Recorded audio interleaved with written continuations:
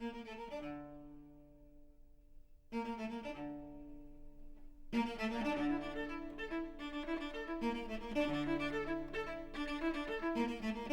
procès, qui se tient à Foix devant les assises de l'Ariège, est expédié en 2 jours, mais devant un public nombreux. Et même plus nombreux le second jour que le premier, s'il faut en croire l'édition de la Dépêche du Midi datée du 29 mai 1953 et celle du lendemain. Il faut remonter bien loin dans les annales judiciaires de l'Ariège, écrit le journal, pour trouver un procès suscitant un tel intérêt. L'objet des débats n'est pas mince, puisqu'il s'agit de déterminer si Cabrero est l'auteur d'un crime crapuleux, comme on l'en accuse, ou, comme il le soutient, d'un acte de résistance un peu brutal, ou de quelque chose qui tiendrait de l'un et de l'autre.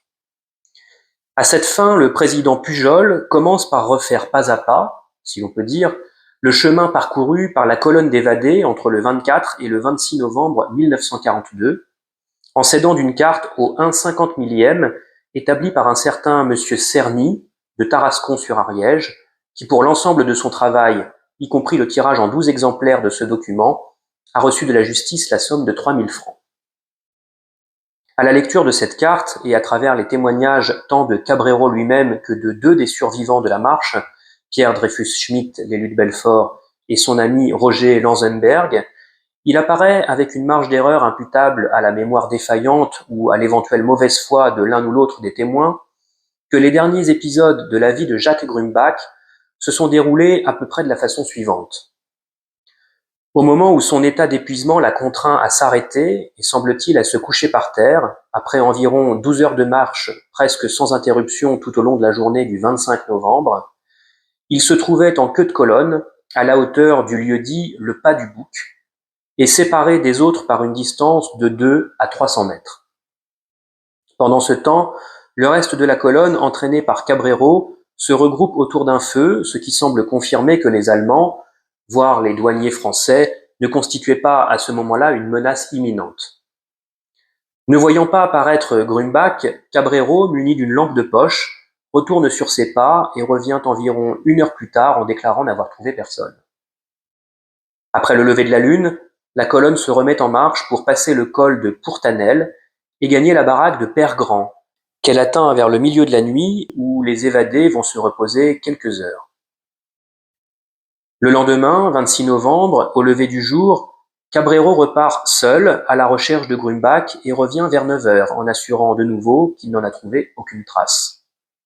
Après quoi, toujours guidé par Cabrero, qui fait valoir des exigences financières de plus en plus exorbitantes, et dont Pierre Dreyfus-Schmitt affirme n'avoir remarqué qu'à ce moment-là qu'il était armé, la colonne se remet en marche pour passer vers 11 heures la frontière andorrane au col de Siguerre. En vérité, on sait désormais que dans la matinée, Cabrero a retrouvé Grumbach vivant, même s'il est avéré qu'il s'était sérieusement blessé au talon dans une chute, et que la nuit passée seule, sans vivre, en plein air et par un froid glacial, n'avait pas dû améliorer son état. D'après le témoignage de la veuve Courdil, rapportant ce qu'elle dit avoir surpris de la conversation déjà mentionnée entre Julio Morchón et Cabrero, celui-ci aurait trouvé Grumbach debout, se penchant en avant pour examiner son pied blessé, et il l'aurait abattu à ce moment-là d'une balle dans la tête. De son côté, Cabrero soutient qu'il a trouvé Grumbach couché sur le sol et déjà hors d'état de parler. Dans l'un et l'autre cas, le résultat est le même. Mais les débats lors du procès porteront aussi sur l'éventuelle responsabilité des compagnons de marche de la victime. Pour sa défense, outre l'argument relatif à la consigne d'achever les traînards, Cabrero prétend en effet qu'à aucun moment, ni dans la soirée du 25, ni dans la matinée suivante, l'un d'eux n'a exprimé la volonté de l'accompagner dans ses recherches. Quant à me rendre auprès des autres membres du convoi qui se trouvaient dans une cabane distante d'1 heure de marche environ du lieu où j'avais découvert Jacques Grumbach, assure-t-il, je n'y ai pas songé, étant donné l'égoïsme forcené que ces individus avaient déjà manifesté. Sans que l'on sache sur quoi se fondent ces considérations sur l'égoïsme des compagnons de Jacques Grumbach, sinon sur une obscure histoire relative au partage d'un morceau de jambon. Il est vrai que Pierre Dreyfus-Schmitt, pour ce qui le concerne, ne se défend qu'assez mollement quand il déclare reconnaître que les circonstances étaient particulièrement difficiles étant donné leur état de fatigue, le froid et les difficultés du terrain. En tout cas, ajoute-t-il, je suis à peu près sûr que nous serions allés voir ce qu'il était possible de faire si Cabrero les avait prévenus de l'état dans lequel il avait retrouvé Jacques Grumbach. Lors du procès, la veuve Courdil, peut-être parce qu'elle craint la vengeance de Cabrero, dans l'hypothèse où il recouvrerait bientôt la liberté, fait écho à ces attaques contre les compagnons de marche de la victime. Le bâtonnier Dreyfus, qui est ici, est aussi coupable que Cabrero, au moins moralement. Partis en frères, ils auraient dû céder. D'après Le Monde, daté du 30 mai, la veuve aurait ajouté qu'en acceptant de poursuivre leur route, les compagnons de M. Jacques Grumbach l'avaient condamné à une lente agonie et à une mort atroce par la faim et le froid dans la solitude de la montagne. Au cours de ce même échange, le président Pujol lui ayant demandé pourquoi elle s'était tue aussi longtemps au sujet de la conversation entre Morchon et Cabrero, désignant ce dernier comme l'auteur d'un meurtre, la veuve donne de son silence cette explication stupéfiante, qui ne m'est connue malheureusement qu'à travers sa transcription, manifestement incomplète, dans la dépêche datée du 29 mai. Ma fille fut emprisonnée à la Libération, car pour cacher mes agissements, je devais attirer les Allemands. Une phrase terrible, parce qu'elle laisse entendre, même s'il ne semble pas que ce demi-aveu de proxénétisme familial ait suscité une particulière émotion dans le contexte du procès. Dans la matinée du vendredi 29 mai, Maître Bernheim, avocat de la partie civile, flétrit Cabrero comme un assassin dans toute l'acception du terme,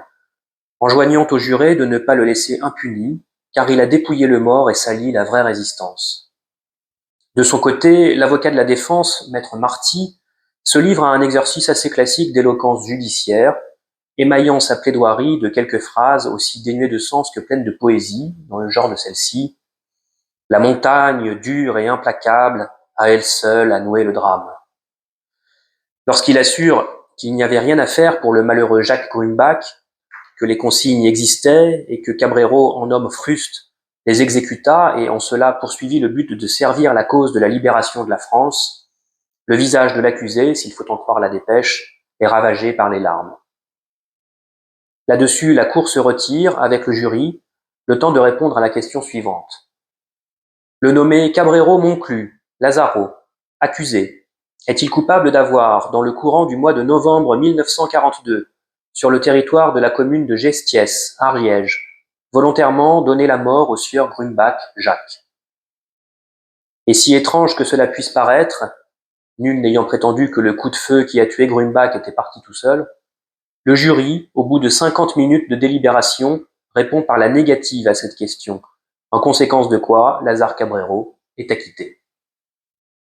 Ce verdict, note la dépêche, soulève quelques murmures dans le public, tandis que Le Monde fait état d'une atmosphère tendue, parfois houleuse.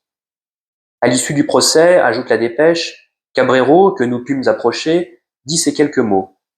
Cela m'était bien dû, après tout ce que j'avais fait pour la France. Avant de rendre aux archives départementales de l'Ariège la boîte où sont conservés les documents relatifs à l'affaire Cabrero, en la secouant dans l'espoir d'y découvrir in extremis une pièce m'ayant échappé jusque-là, et susceptible par exemple d'éclairer la déclaration de la veuve Courdil au sujet de sa fille utilisée comme appât, déclaration que je soupçonnais d'être à l'origine de l'embargo appliqué à l'ensemble du dossier, j'en ai fait tomber une note manuscrite, d'aspect insignifiant, par laquelle l'adjudant-chef Coutenceau, à la date du 16 novembre 1950,